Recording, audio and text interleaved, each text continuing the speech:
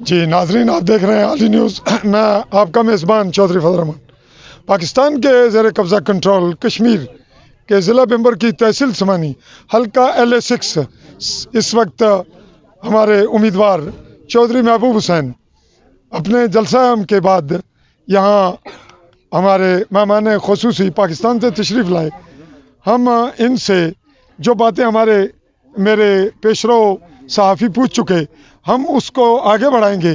آپ سے یہ میں پوچھنا چاہوں گا کہ کشمیر میں جو سیاسی انٹرپشن پاکستان کی پارٹیوں کی جانب سے موجود ہے، کیا اس کے منفی اثرات تحریک آزادی پر پڑ رہے ہیں یا پڑیں گے، اور اس کا مزید کتنا عرصہ ہم اس کو فیس کریں گے؟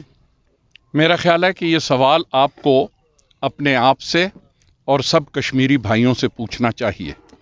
بیرسٹر سلطان کو خرم نواز نے وزیر اعظم نہیں بنایا، راجہ فاروق حیدر کو خرم نواز نے وزیر اعظم نہیں بنایا. آپ لوگوں نے اپنے وزیر اعظم چنے ہیں. آپ بکے ہیں چھوٹے مفاد کے لیے، اور اس بکے ہوئے مفاد کی خاطر آج آپ جن حالات سے گزر رہے ہیں. آپ KPK کی میں مثال دیتا ہوں. ہر دفعہ ایک نئی حکومت آتی ہے، ہر دفعہ پرانے حکمران جو ہیں ان کو نکال باہر پھینکا جاتا ہے.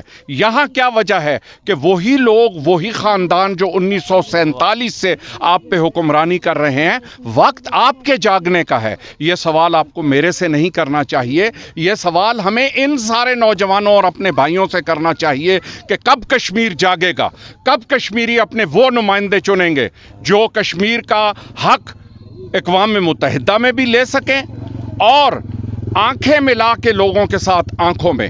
کیا آج جو امیدوار کھڑے ہیں الیکشن میں، ان میں سے آپ کو کوئی ایک نظر آتا ہے جو کسی کی آنکھوں میں آنکھیں ملا کے کشمیر کے حق کی بات کر سکے؟ ناظرین، ہمارا ایک ہی سوال تھا، اور اس جواب کے بعد کشمیریوں کے لیے ایک مضبوط اور ٹھوس پیغام چلا گیا.